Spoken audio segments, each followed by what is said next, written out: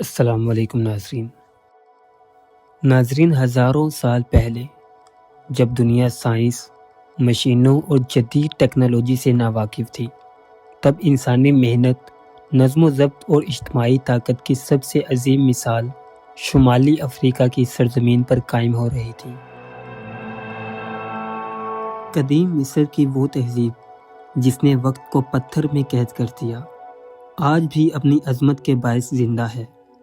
مگر جب ہم ان فلک بوس اہرام کو دیکھتے ہیں تو ہماری نظر صرف ان کی بلندی، ساخت اور شان پر جاتی ہے۔ ہم شاذ و نادر ہی ان انسانوں کے بارے میں سوچتے ہیں جنہوں نے اپنی زندگیاں اس کی تعمیر میں کھپا دی۔ یہ کہانی بادشاہوں کی نہیں، مزدوروں کی ہے، ان گمنام ہاتھوں کی جن کے بغیر یہ عجائبات کبھی بھی وجود میں نہ آتے۔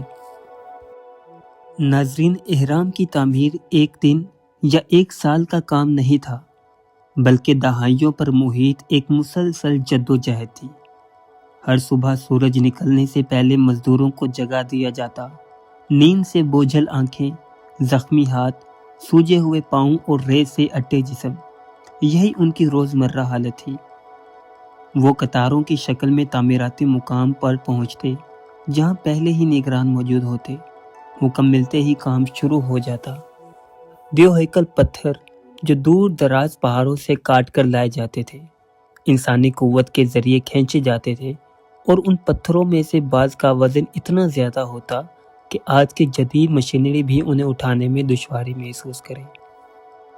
پتھروں کو حرکت دینے کے لیے لکڑی کے گول سلنڈر زمین پر رکھے جاتے، موٹی رسیوں سے انہیں باندھا جاتا، پھر درجنوں نہیں بلکہ سینکڑوں مزدور ایک ساتھ زور لگاتے۔ ان کی اجتماعی آوازیں صحرا میں گونجتیں، جیسے جیسے پتھر سرکتا، ریت اڑتی، پاؤں دھنس جاتے، ہاتھ جل جاتے۔ کئی مزدور توازن کھو بیٹھتے اور زخمی ہو جاتے، مگر قطار نہیں رکتی تھی۔ کام کا بہاؤ انسان سے زیادہ اہم سمجھا جاتا تھا۔ ناظرین، شدید گرمی ان کا سب سے بڑا دشمن تھی۔ دوپہر تک سورج آگ برسانے لگتا، ریت تپ کر انگاروں جیسی ہو جاتی، پسینہ آنکھوں میں جا کر جلن پیدا کرتا، مگر رکنے کی اجازت کم ہی ملتی تھی۔ وقفہ ملتا تو مزدور زمین پر ہی بیٹھ جاتے۔ ان کی خوراک سادہ مگر توانائی بخش ہوتی، روٹی، پیاز اور بیر۔ یہ بیر نشے کے لیے نہیں بلکہ طاقت بحال رکھنے کے لیے دی جاتی تھی۔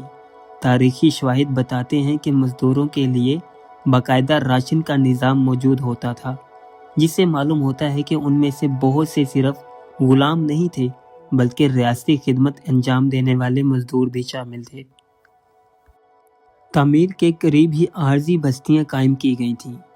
مٹی اور پتھروں سے بنے کمرے، تنگ گلیاں، اجتماعی چولہے، یہی ان کی دنیا تھی۔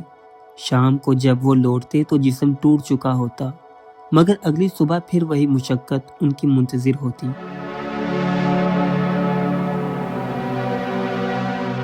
کچھ مزدور اپنے خاندانوں کے ساتھ رہتے تو کچھ اکیلے۔ رات کو آگ کے گرد بیٹھ کر وہ باتیں کرتے، کوئی اپنے گاؤں کو یاد کرتا، کوئی بچوں کا ذکر کرتا، کوئی امید کرتا کہ یہ کام مکمل ہونے پر اسے انعام ملے گا۔ مگر خطرات ہر لمحہ موجود تھے۔ اونچائی پر پتھر چڑھانا سب سے خطرناک مرحلہ تھا۔ لکڑی کے ریمپ بنائے جاتے جن پر سے پتھر اوپر لے جائے جاتے۔ اگر رسی ذرا سی بھی ڈھیلی پڑ جاتی تو کئی ٹن وزنی پتھر بے قابو ہو کر نیچے آ گرتا۔ ایسے حادثات میں درجنوں مزدور جان گنوا بیٹھتے، چیخیں بلند ہوتی، گرد اڑتی، پھر آہستہ آہستہ خاموشی چھا جاتی اور کام دوبارہ شروع ہو جاتا جیسے کچھ ہوا ہی نہ ہو۔ مرنے والوں کو وہی قریب دفن کر دیا جاتا۔ اہرام کے اطراف دریافت ہونے والی قبریں اس بات کی گواہی دیتی ہیں کہ یہ عظیم عمارتیں انسانی قربانیوں سے خالی نہیں تھیں۔ کچھ قبروں سے اوزار بھی ملے، جیسے وہ مزدور مرنے کے بعد بھی اپنے کام سے جڑے رہنا چاہتے ہوں۔